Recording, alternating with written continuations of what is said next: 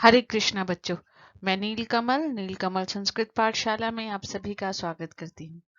बच्चों, अपनी आज की इस कक्षा में हम एनसीईआरटी द्वारा निर्धारित 12वीं कक्षा की संस्कृत की पाठ्य पुस्तक शाश्वती के द्वितीय पाठ का अध्ययन करेंगे, जिसका शीर्षक है रघुकौत्स संवाद। यह ऐच्छिक पाठ्यक्रम है, अर्थात इलेक्टिव है। आज हम संपूर्ण पाठ का हिंदी में अर्थ जानेंगे, शब्दों के अर्थ सीखेंगे, अर्थात सरलार्थ करेंगे। अपना पाठ आरंभ करने से पहले जो नए बच्चे मेरे चैनल के साथ जुड़े हैं वो प्लीज चैनल को सब्सक्राइब करें और बेल आइकन दबाएं, जिससे उनको आने वाले वीडियोस के नोटिफिकेशन मिलते रहें। आपको ये वीडियोस कैसे लग रहे हैं कमेंट बॉक्स में अवश्य लिखें, और यदि अच्छे लग रहे हैं तो दूसरे बच्चों के साथ भी शेयर अवश्य करें ताकि वो भी इसका लाभ उठा सके। तो चलिए बच्चों, शुरू करते हैं हम अपना आज का पाठ रघुकौत्स संवादः।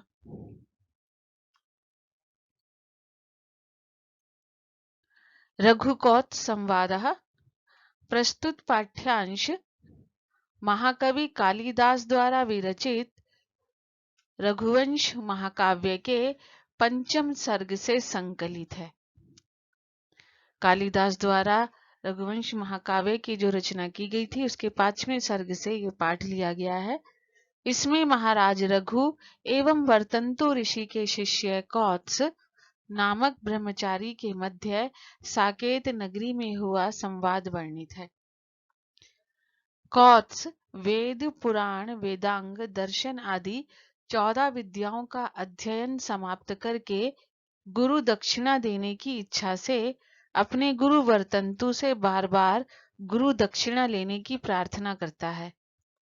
गुरु द्वारा गुरु भक्ति को ही गुरु दक्षिणा रूप में मानने पर भी कौत्स की निरंतर प्रार्थना से रुष्ट होकर वर्तंतु उसे गुरु दक्षिणा के रूप में 14 करोड़ स्वर्ण मुद्राएं देने की आज्ञा देते हैं।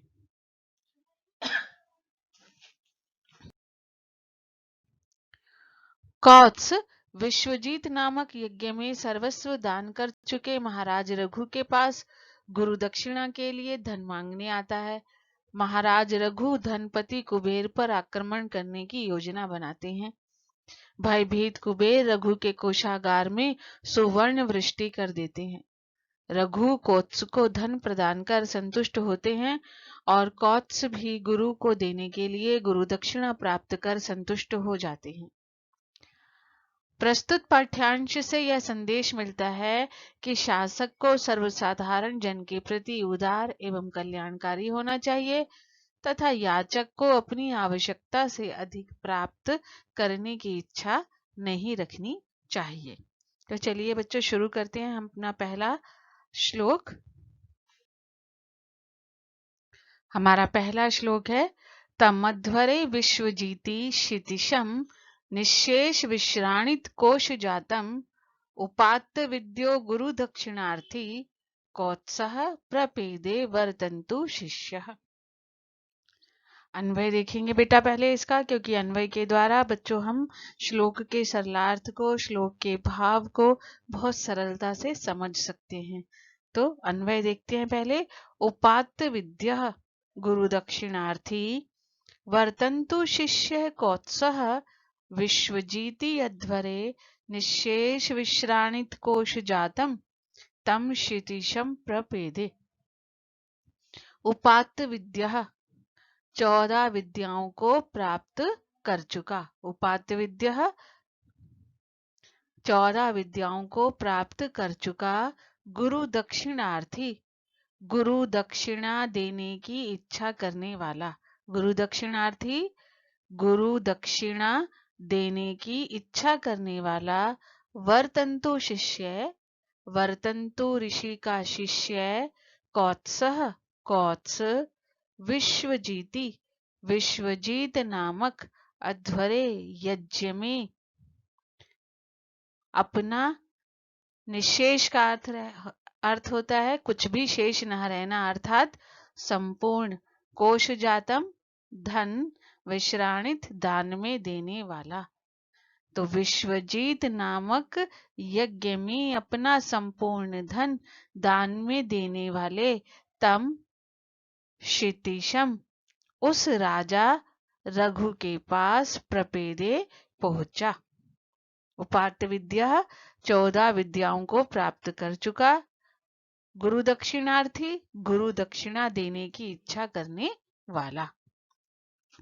तो 14 विद्याओं को प्राप्त कर चुका, गुरु दक्षिणा देने की इच्छा करने वाला वर्तंतु ऋषि का शिष्य कौत्स विश्वजीत नामक यज्ञ में अपना संपूर्ण धन दान में देने वाले उस राजा रघु के पास पहुंचा।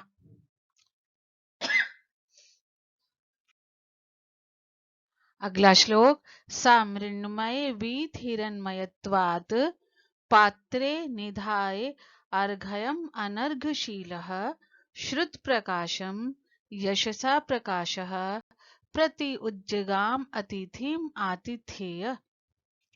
अन्वय देखते हैं। वीत हिरण्मयत्वात् मृण्मय पात्रे अर्घयम् निधाय अनर्घशीलः यशसा प्रकाशः आतिथेय स श्रुत प्रकाशम अतिथिम प्रतियुज्जगाम। वीत हिरण्मयत्वात् सोने के बने हुए हिरण्मय सोने के बने हुए पात्रों के न रहने से मृण्मय मिट्टी के बने हुए पात्र में अर्घयम अर्घ निमित्त द्रव्य निधाय रख कर अनर्घशील असाधारण यशसः प्रकाशः यश के कारण प्रसिद्ध आतिथेय अतिथि सत्कार करने वाला स वह राजा रघु श्रुत प्रकाशम वेदादि शास्त्रों के अध्ययन से प्रसिद्ध अतिथिम प्रति अतिथि के पास उज्जगाम उठकर गया। एक बार फिर से देखेंगे। सोने के बने हुए पात्रों के ना रहने से मिट्टी के पात्र में अर्घ निमित्त द्रव्य रखकर असाधारण स्वभाव वाला यश के कारण प्रसिद्ध अतिथि सत्कार करने वाला वह राजा रघु वेदादि शास्त्रों के अध्ययन से प्रसिद्ध अतिथि के पास उठकर गया।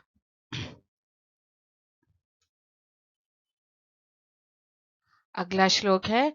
तम अर्चयित्वा विधिवत विधिज्य तपोधनम मानधन अग्रयायी विशाम्पति विष्टर्भाजम आरात कृतांजलि कृत्यविद इति उवाच। अन्वय देखते हैं। विधिज्य मानधन अग्रयायी कृत्यविद विशाम्पति कृतांजलि आरात विष्टर्भाजम तपोधनम तम विधिवत अर्चयित्वा उवाच। विधिज्य शास्त्र के नियमों को जानने वाला, मानधन आत्म गौरव को ही धन मानने वालों में अग्रयायी अग्रणी, शास्त्र के नियमों को जानने वाला, आत्म गौरव या स्वाभिमान को ही धन मानने वालों में अग्रणी, कृत्यविद अपने कर्तव्य को समझने वाला, विशाम्पति राजा, कृतांजलि दोनों हाथ जोड़कर, आरात समीप में, विष्टर्भाजम आसन पर बैठे हुए, तम उस तपोधनम ऋषि की विधिवत अर्थात शास्त्रोक्त नियमों के अनुसार अर्चयित्वा पूजा करके उवाच बोला। शास्त्र के नियमों को जानने वाला, आत्मगौरव को ही धन मानने वालों में अग्रणी, अपने कर्तव्य को समझने वाला राजा दोनों हाथ जोड़कर समीप में, आसन पर बैठे हुए उस ऋषि की विधिवत अर्थात शास्त्रोक्त नियमों के अनुसार पूजा करके इस प्रकार बोला। हमारा अगला श्लोक है अपि अग्रणी मंत्र कृताम ऋषीणाम कुशाग्र बुद्धे कुशली गुरुहुते यतः त्वया ज्ञानम अशेषम आप्तम लोकेन चैतन्यम इव उष्ण रश्मि। अन्वय देखते हैं। कुशाग्र बुद्धे अपि मंत्र कृताम ऋषिणाम अग्रणी ते गुरु कुशली यतः त्वया अशेषम ज्ञानम लोकेन उष्म रश्मि चैतन्यम इव आप्तम। यहाँ पर वाक्य के प्रारंभ में अपि शब्द का प्रयोग हुआ है, इसलिए ये वाक्य जो है वो प्रश्नवाचक है। अपि अव्यय शब्द जब भी वाक्य के प्रारंभ में प्रयोग होता है बेटा, तो फिर वो वाक्य प्रश्नवाचक हो जाता है। अर्थ देखते हैं। कुशाग्र बुद्धे, हे कुशाग्र बुद्धे, हे सूक्ष्मदर्शी। मंत्रकृताम, चिंतन करने वालों में श्रेष्ठ। ऋषिणाम अग्रणी, ऋषियों के अग्रणी। ते गुरु, तुम्हारे गुरु। कुशली, कुशल पूर्वक हैं। यतः, जिनसे। त्वया, तुमने। अशेषम, संपूर्ण। ज्ञानम, ज्ञान।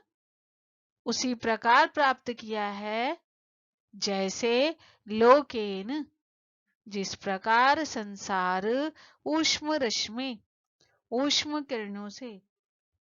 ऊष्म किरणें किसकी हैं? सूर्य की। तो जिस प्रकार संसार ऊष्म किरणों वाले सूर्य से चेतना प्राप्त करता है। एक बार फिर से अर्थ देखिए। हे सूक्ष्मदर्शी, चिंतन करने वालों में श्रेष्ठ।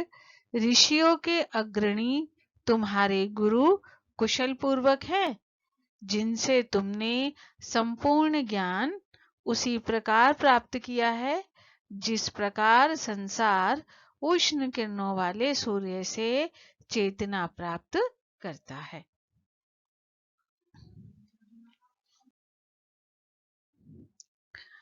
अगला श्लोक।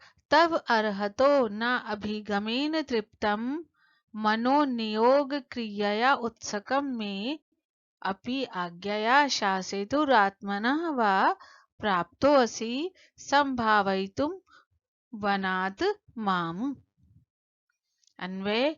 मे मनः अर्हतः तव अभिगमेन न तृप्तम नियोग क्रियया उत्सुकम् अपि माम संभावयितुं शासितु आज्ञया वनात् प्राप्तः असि आत्मना वा। मे मनः, मेरा मन। अर्हतः, प्रशंसा के योग्य। तब, तुम्हारे। अभिगमेन, आने से। ना तृप्तम, तृप्त नहीं हुआ है। मेरा मन प्रशंसा के योग्य तुम्हारे आने से तृप्त नहीं हुआ है, अपितु नियोग क्रिया, आज्ञा के लिए उत्सुकम, उत्सुक है। रघु क्या कह रहे हैं कि वो केवल तुम्हारे, कि मैं जो हूं वो तुम्हारे केवल आने मात्र से तृप्त नहीं हूं, बल्कि मैं तो ये चाहता हूं कि आप मुझे आज्ञा दीजिए कि मुझे क्या करना है।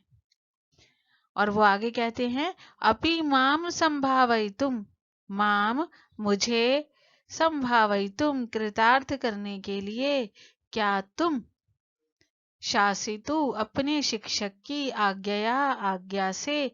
वनात्, वन से। यहाँ प्राप्त असि, पधारे हो। आत्मना वा, या अपने आप। मेरा मन प्रशंसा के योग्य तुम्हारे आने से तृप्त नहीं हुआ है, अपितु आज्ञा के लिए उत्सुक है। मुझे कृतार्थ करने के लिए या सम्मानित करने के लिए क्या तुम अपने शिक्षक की आज्ञा से वन से यहाँ पधारे हो या अपने आप। रघु ये जानना चाहते हैं कि किस उद्देश्य से, अपने शिक्षक की आज्ञा से या स्वयं ही किसी उद्देश्य से वो यहाँ आए हैं। अब है इति अर्घ्य पात्र अनुमित व्ययस्य रघो उदारामपि गाम निशम्य स्वार्थ उपपत्तिं प्रति दुर्बलाश तम इति उवाच अवोचत वर्तन्तु शिष्यः। अन्वय देखेंगे। इति अर्घ्य पात्र अनुमित व्ययस्य रघो उदाराम अपि गाम निशम्य स्वार्थ उपपत्तिं प्रति दुर्बलाशः वर्तन्तु शिष्यः तम इति अवोचत। इति इस प्रकार अर्घ्य पात्र अनुमित अर्घ्य पात्र से ही व्ययस्य व्यय का, यहाँ पर केवल ये 3 शब्द हैं कि अर्घ्य पात्र अनुमित, अर्घ्य पात्र से ही व्ययस्य व्यय का, अर्थात इस प्रकार मिट्टी के बने हुए अर्घ्य पात्र से ही जिसके संपूर्ण धन के व्यय हो जाने का पता चल गया था, रघो उस रघु की उदाराम उदारम अपिगाम उदाराम अपिगाम उदार वाणी को भी निशम्य सुनकर स्वार्थ उपपत्तिम अपनी सिद्धि के प्रति दुर्बलाशः निराश हुआ वर्तन्तु शिष्य तम उसको अर्थात रघु को इति अवोचत इस प्रकार बोला। इस प्रकार मिट्टी के बने हुए अर्घ्य पात्र से ही जिसके संपूर्ण धन के व्यय हो जाने का पता चल गया था, उस रघु की उदार वाणी को भी सुनकर अपने कार्य की सिद्धि के प्रति निराश हुआ वर्तन्तु का शिष्य उस रघु को इस प्रकार बोला।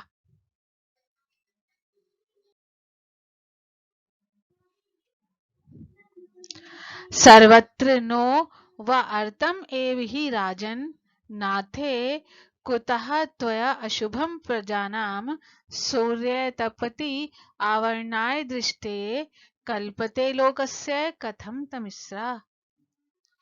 अन्वय।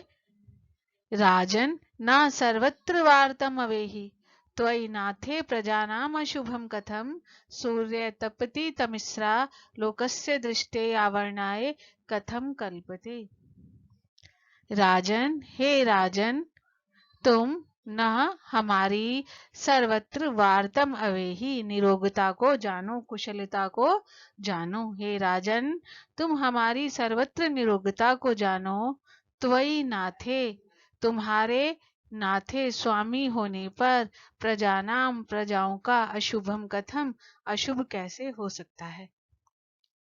हे राजन, तुम हमारी सर्वत्र निरोगता को जानो। तुम्हारे स्वामी होने पर या तुम्हारे राजा होने पर प्रजाओं का अशुभ कैसे हो सकता है। सूर्य तपति, सूर्य के प्रकाशमान होने पर, तमिस्रा अंधकार, लोकस्य दृष्टे संसार की दृष्टि को, आवरणाय ढकने में, कथम कल्पते कैसे समर्थ हो सकता है। हे राजन, तुम हमारी सर्वत्र निरोगता को जानो। तुम्हारे स्वामी होने पर प्रजाओं का अशुभ कैसे हो सकता है। सूर्य के प्रकाशमान होने पर अंधकार संसार की दृष्टि को ढकने में कैसे समर्थ हो सकता है। अर्थात जिस प्रकार सूर्य के उदय होने पर अंधकार समाप्त हो जाता है, उसी प्रकार सर्वत्र प्रकाश फैल जाता है। उसी प्रकार उन्होंने कहा कि हे राजा, क्योंकि तुम हमारे स्वामी हो, इसलिए प्रजा का अशुभ नहीं हो सकता है।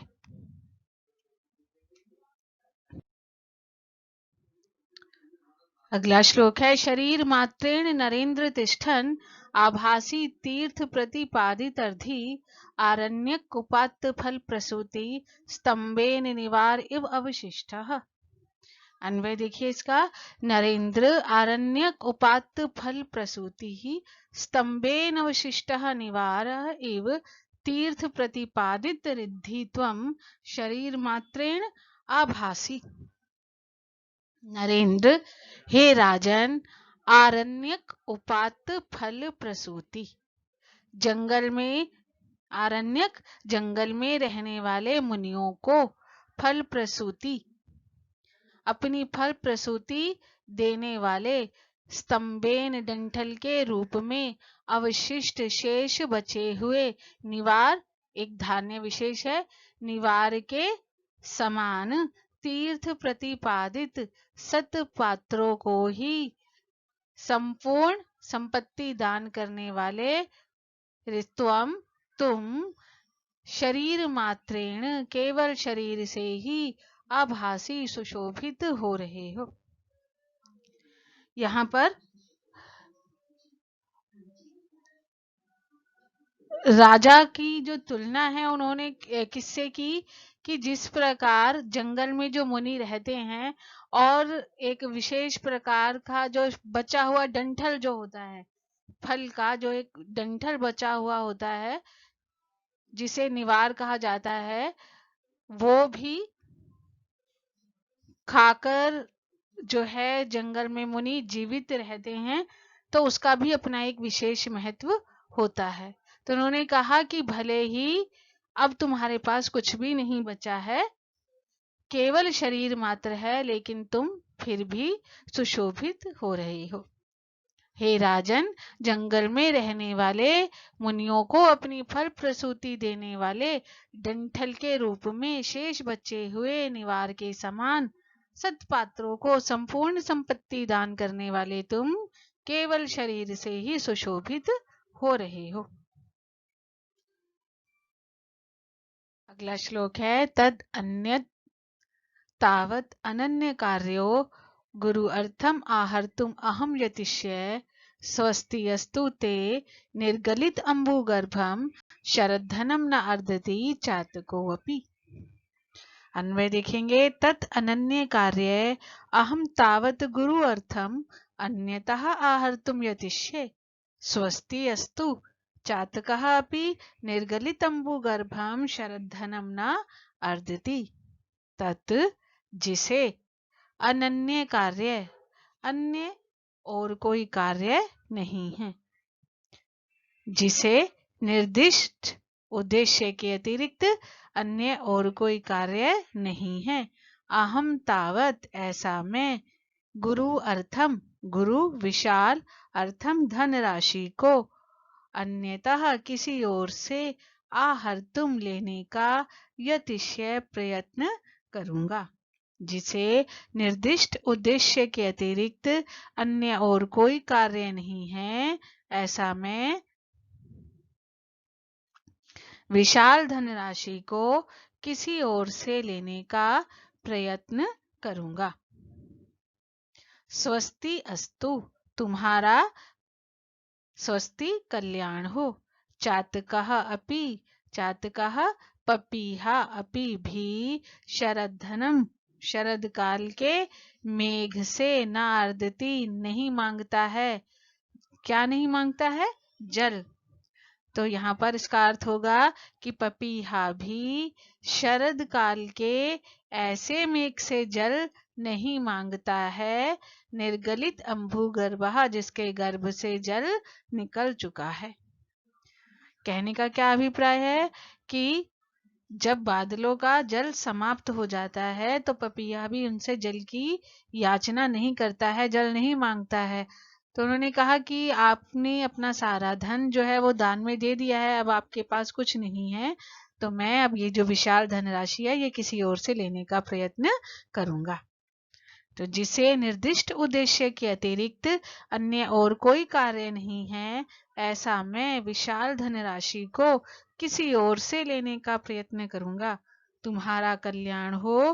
पपीहा भी शरद काल के ऐसे मेघ से जल नहीं मांगता है जिसके गर्भ से जल निकल चुका है।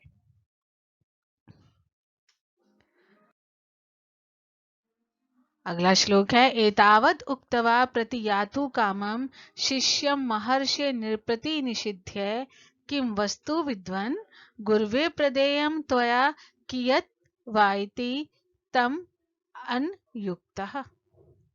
अन्वय एतावत् उक्त्वा प्रतियातु कामं महर्षि शिष्यं निषिध्य नृपति तम अन्वयुक्तः विद्वन् त्वया किं कियद् वा वस्तु गुरुवे प्रदेयम्।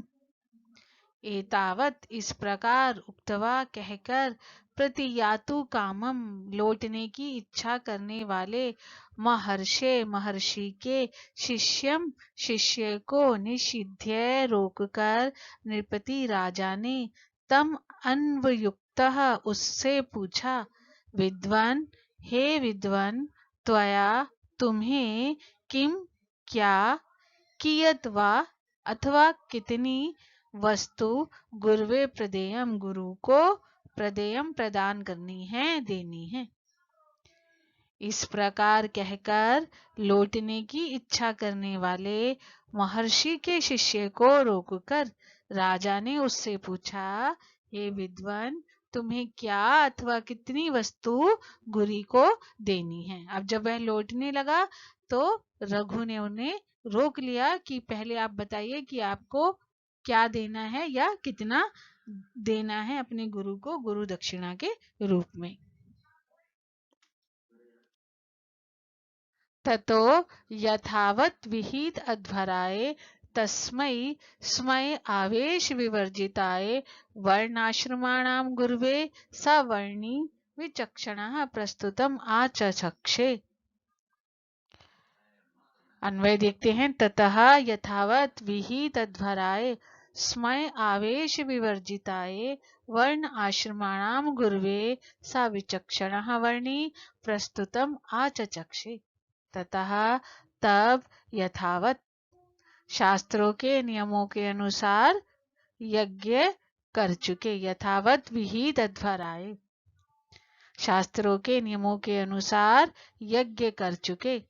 स्मय आवेश गर्व के आवेश से विवर्जिताए रहित वर्ण आश्रमाणाम वर्णों व आश्रमों के गुरुवे नियामक रघु को स उस विचक्षण बुद्धिमान वर्णी ब्रह्मचारी ने प्रस्तुतम उपस्थित विषय को आचक्षे कहा। तब शास्त्रों के नियमानुसार यज्ञ कर चुके गर्व के आवेश से रहित वर्णों व आश्रमों के नियामक रघु को उस बुद्धिमान ब्रह्मचारी ने उपस्थित विषय को कहा। अर्थात जो भी बात थी वो सभी बात जो थी वो अब उन्होंने बतानी शुरू की। उन्होंने क्या बताया कि समाप्त विद्येन मया महर्षि विज्ञापितो अभूत गुरु दक्षिणायै सामे चिराय अस्खलित उपचाराम ताम भक्तिम एव अगणयत पुरस्तात। अन्वय देखते हैं। समाप्त विद्येन मया महर्षि गुरु दक्षिणायै विज्ञापिता अभूत सामे चिराय अस्खलित उपचाराम ताम भक्तिम एव पुरस्तात अगणयत। समाप्त विद्येन विद्या समाप्त करने के बाद मया मैंने महर्षि से गुरु दक्षिणायै गुरु दक्षिणा के लिए विज्ञापिता अभूत निवेदन किया। लेकिन परंतु सा उन महर्षि ने मैं चिराए बहुत वर्षों तक मेरे द्वारा की गई अस्खलितम उपचाराम सेवा भक्ति को ही ताम भक्ति को ही उस भक्ति को ही पुरस्तात सबसे पहले अगणयत गिन लिया। किसके रूप में गिन लिया? गुरु दक्षिणा के रूप में गिन लिया। समाप्त विद्येन विद्या समाप्त करने के बाद मैंने महर्षि से गुरु दक्षिणा के लिए विज्ञापिता भूत निवेदन किया। परंतु सा उन्होंने मेरी निरंतर बहुत वर्षों तक निरंतर अर्थात बहुत वर्षों तक निरंतर की गई उस सेवा भक्ति को ही सबसे पहले गुरु दक्षिणा गिन लिया।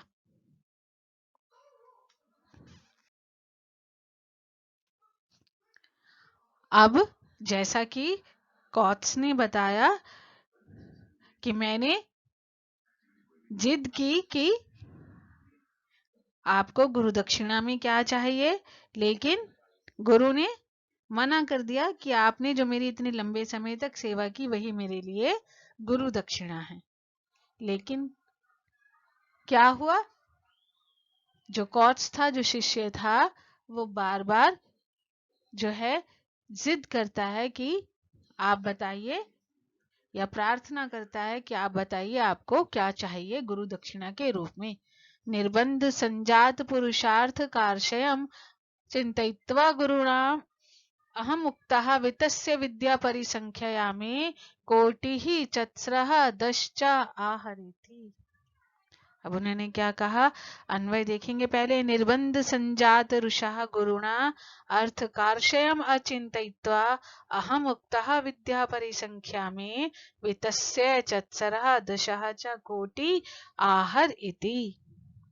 निर्बंध संजात रुषः, निर्बंध संजात बार बार प्रार्थना किए जाने से रुषः उत्पन्न क्रोध के कारण गुरुणा गुरु ने अर्थ कार्शयम मेरी दरिद्रता के बारे में अचिंतित्वा ना सोचकर अहम मुझसे उक्तः कहा विद्या परिसंख्या विद्या की संख्या के अनुसार मैं मेरे लिए वित्तस्य दान के धन के चत्सरः 4 दशहचा और 10 कोटि करोड़ आहर लाओ।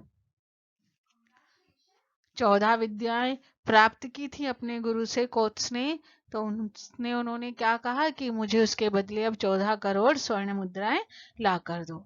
तो निर्बंध संजात बार बार प्रार्थना किए जाने से उत्पन्न रुषा क्रोध के कारण गुरुणा गुरु ने अर्थ कार्शयम दरिद्रता के बारे में, अर्थ कार्शयम धन की कमी अर्थात दरिद्रता के बारे में अचिंतित्वा ना सोचकर अहम मुझसे उक्त कहा विद्या परिसंख्या विद्याओं की संख्या के अनुसार मेरे लिए धन के 4 और 10 करोड़ लाओ। बार बार प्रार्थना किए जाने से उत्पन्न क्रोध के कारण गुरु ने मेरी दरिद्रता के बारे में ना सोचकर मुझसे कहा कि विद्याओं की संख्या के अनुसार मेरे लिए दान के 4 और 10 करोड़ लाओ, अर्थात 14 करोड़ स्वर्ण मुद्राएं लाओ।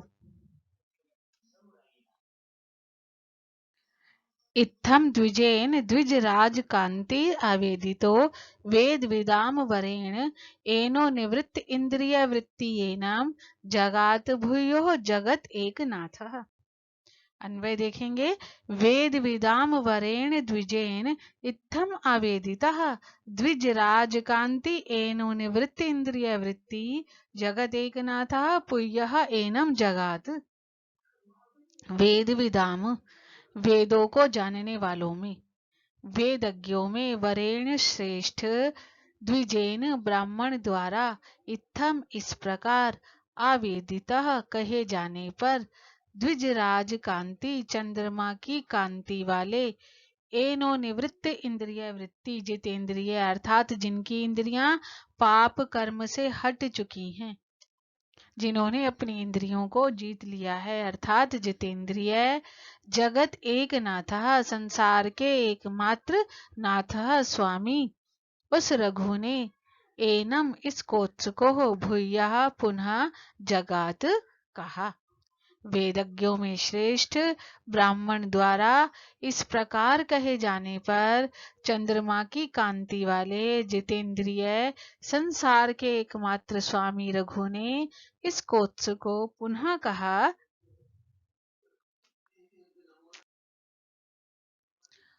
गुर्वर्थमर्थी श्रुत पार दृश्वा रघो सकाशात अन्वाप्य कामम गतो वदानि अनंतरमित्ययं में मां भूत परिवाद नवावतारः। अन्वय देखेंगे। श्रुत पार दृश्वार्थी रघो सकाशात गुर्वर्थम कामम अन्वाप्य वदान्यनंतरम गतः इति अयम में परिवाद नववताराम भूत। श्रुत पार दृश्वः शास्त्र मर्मज्ञ, शास्त्र के अर्थ को जानने वाले, श्रुत पारदृश्वा शास्त्र मर्मज्ञ अर्थी एक याचक रघो सकाशात, रघु के सकाशात पाश से गुरुवर्थम विशाल धन राशि की कामम इच्छा अनवाप्य प्राप्त ना करके वदान्य अनंतरम दूसरे दाता के पास गतः चला गया। इति इस प्रकार अयम यह में मेरी परिवादन निंदा का नव अवतार नया अवतार माँ भूत ना हो जाए। सभी बच्चे शब्दों के अर्थ को बहुत ध्यान से देखेंगे। श्रुत पारदृश्वा शास्त्र मर्मज्ञ एक याचक रघु के पास से विशाल धन राशि की इच्छा प्राप्त ना करके दूसरे दाता के पास चला गया। इस प्रकार यह मेरी निंदा का नया अवतार ना हो जाए। अब रघु को क्या लगा कि अगर ये मेरे पास से चला गया तो ये जहां भी जाएगा तो ये बताएगा कि मैं पहले रघु के पास गया था और वहां पर जो है मेरी मनोकामना पूर्ण नहीं हुई, या मेरी जो इच्छा थी, जो या धनराशि मैं चाहता था, वो धनराशि मुझे प्राप्त नहीं हुई। तो क्या होगा? इससे एक मेरी निंदा का नया अवतार कि मुझे अब फिर लोग इस रूप में भी जानने लगेंगे कि रघु के पास से एक धन की इच्छा रखने वाला खाली हाथ लौट गया।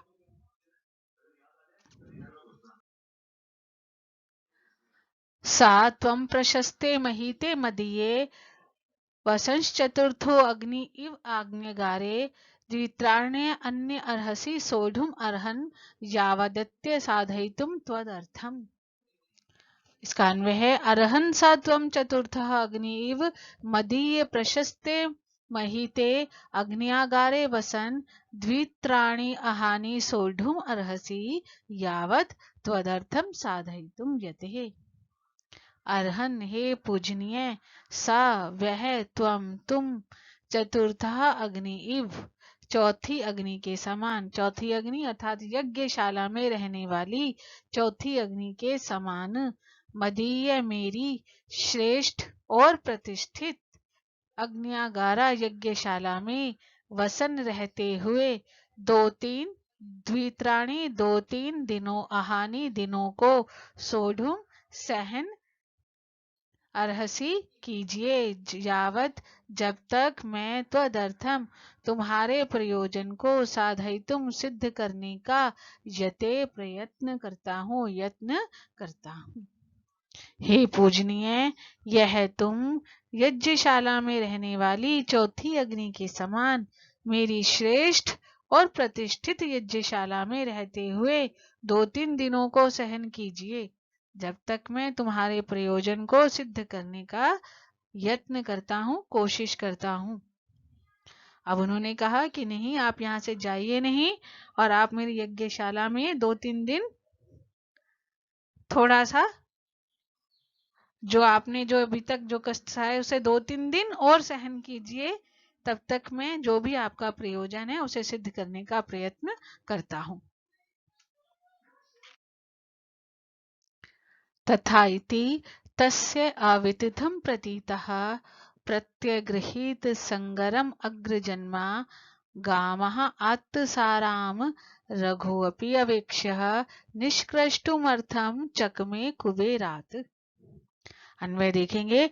तथा इति प्रतीतः अग्रजन्मा तस्य संगरम अवितथम प्रत्यगृहीत रघुअपि गाम आत्तसाराम अवेक्ष्य कुबेरात् अर्थम निष्कृष्टुम चकमी।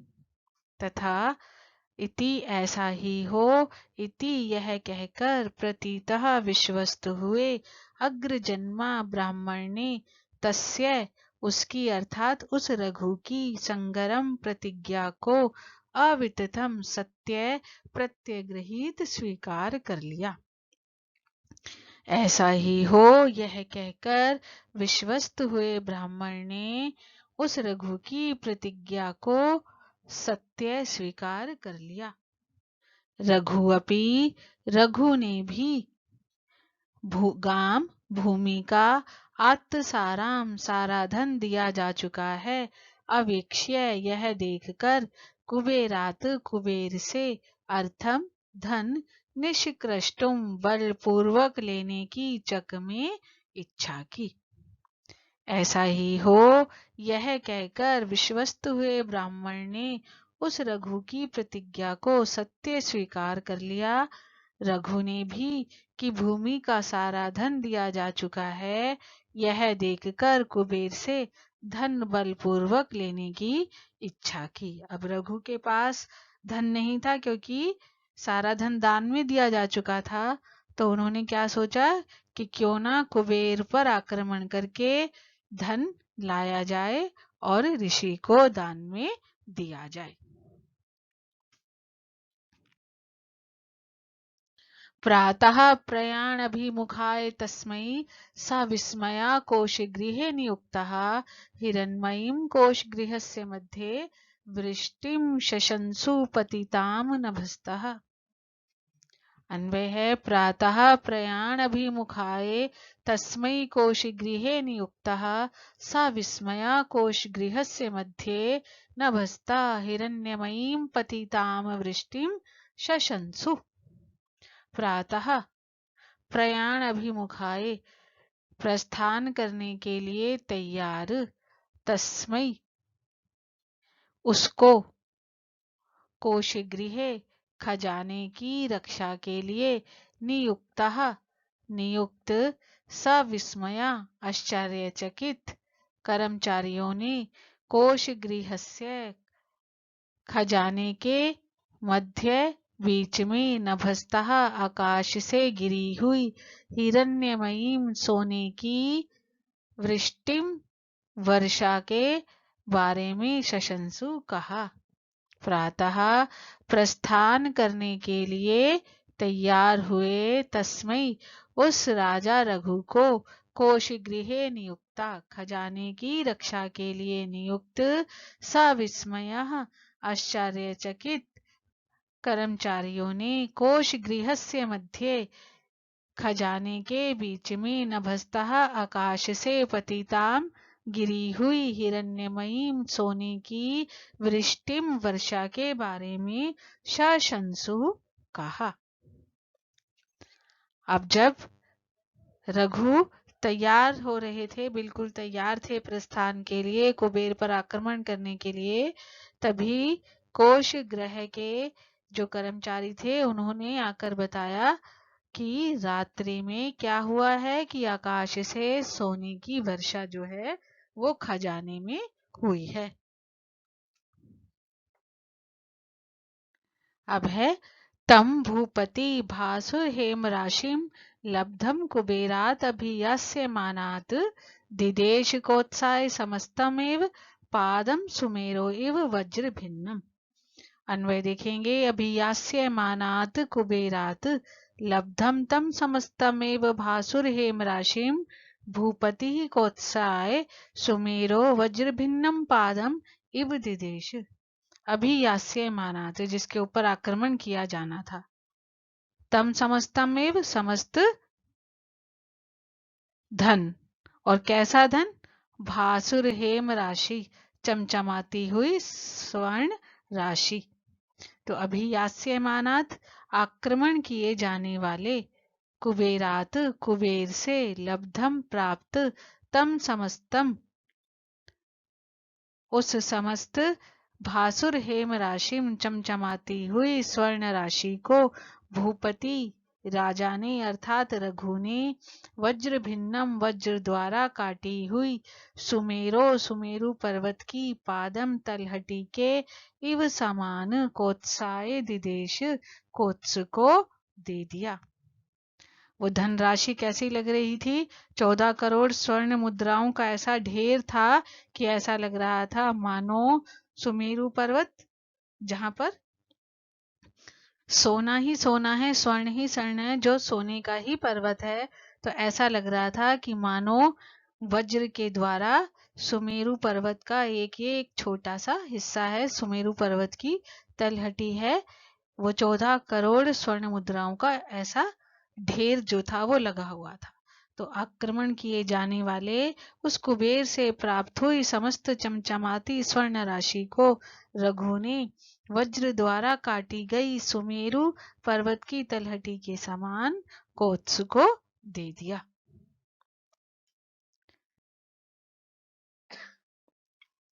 जनस्य साकेत निवासिनः तौ द्वा अपि अभूताम अभिनंद्य सत्वौ गुरुप्रदे अधिकानि निस्पृहो अर्थी और नृपो अर्थी कामात अधिक प्रदश्च।